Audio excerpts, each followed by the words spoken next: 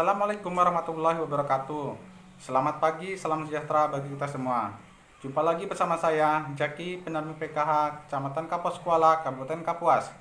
Pada kesempatan kali ini, saya akan membawakan tugas dari Balai Diklat, yaitu modul 6 sesi 10, tentang pemanfaatan bantuan sosial dalam pemenuhan gizi anak usia dini dan ibu hamil.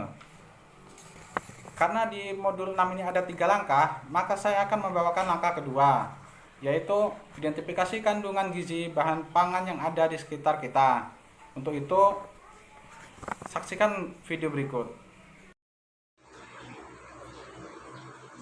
Ibu-ibu, sekarang kita akan masuk ke langkah 2, mengidentifikasi kandungan gizi bahan pangan yang ada di sekitar kita. Agar makanan yang dimakan oleh ibu hamil dan balita memiliki kandungan gizi yang baik, maka ibu-ibu harus memahami jenis makanan dan fungsinya.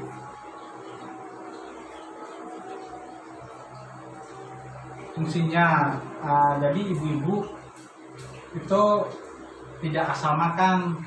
Makanan yang harus ibu makan itu adalah makanan yang mengandung gizi yang baik. Makanan yang dikonsumsi ibu hamil dan balita harus mengandung karbohidrat, protein, dan mineral. Nah, karbohidrat itu biasanya terdapat pada makanan pokok, Bu.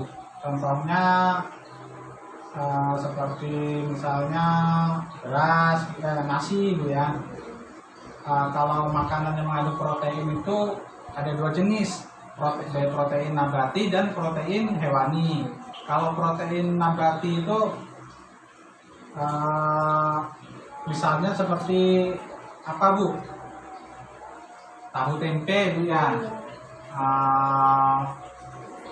Kacang-kacangan.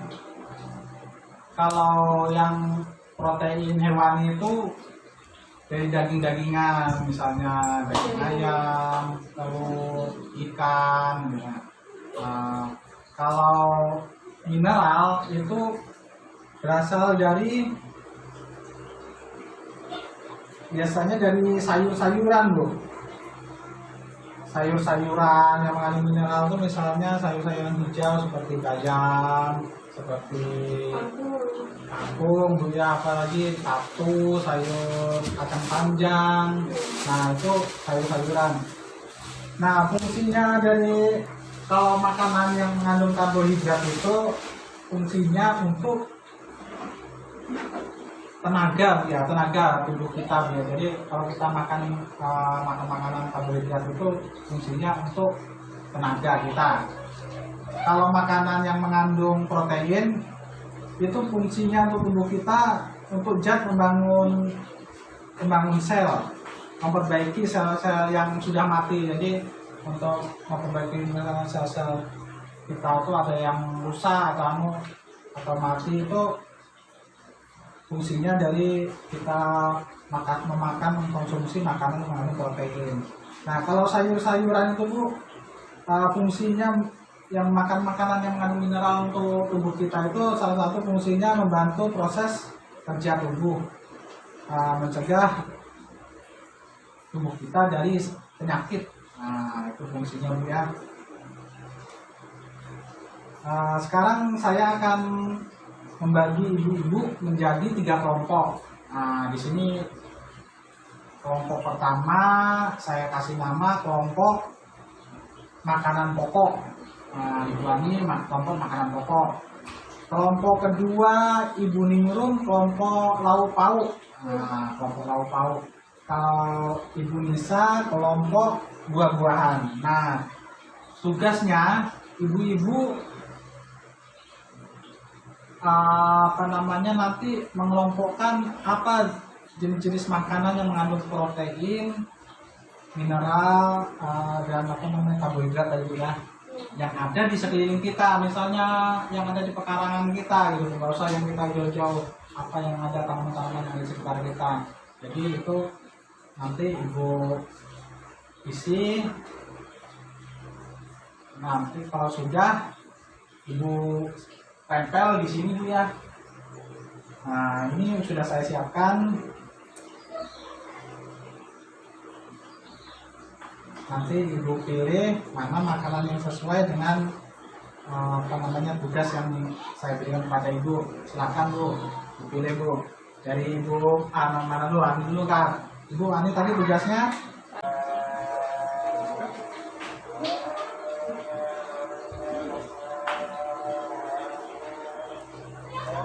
Ayo coba bu, tempel bu. Ibu tadi makanan mengandung apa bu? Protein bu ya? Karbohidrat. Karbohidrat. Coba bu.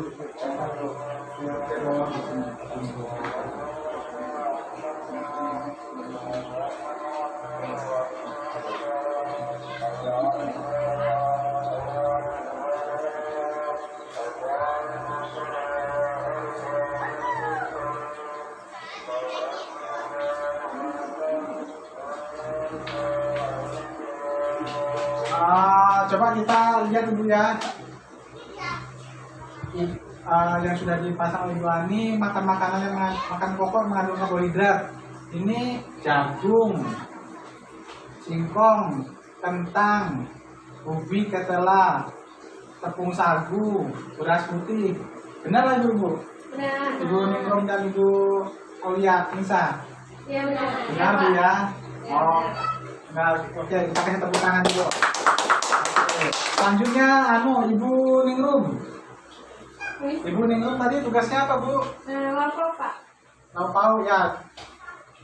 Lauk pauk protein bu ya. Iya. Tempel di sini bu.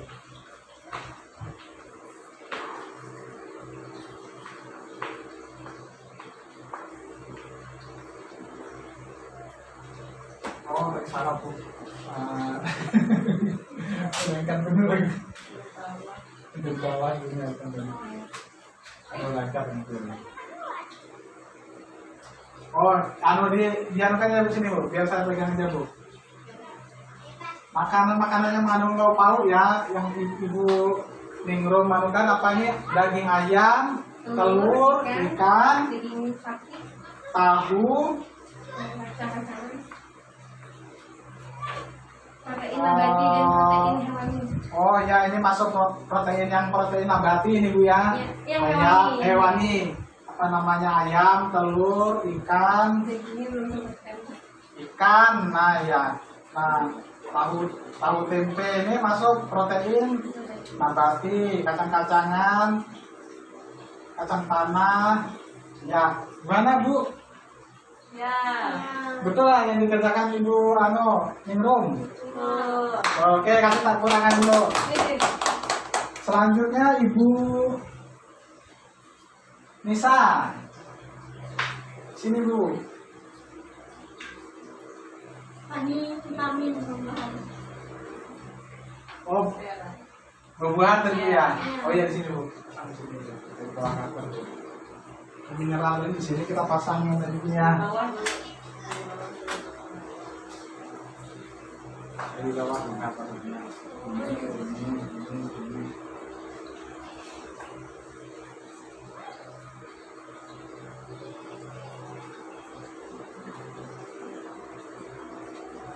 Sayur-sayurannya ini tadi ya. Ini tadi ya.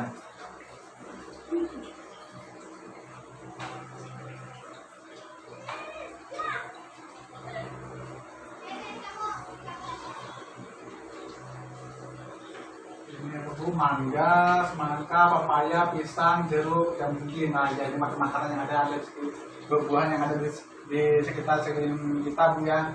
Jadi benar aja ya yang dikerjakan ibu Nisa. Oke, silakan duduk bu. Terima kasih bu. Tepuk tangan dulu.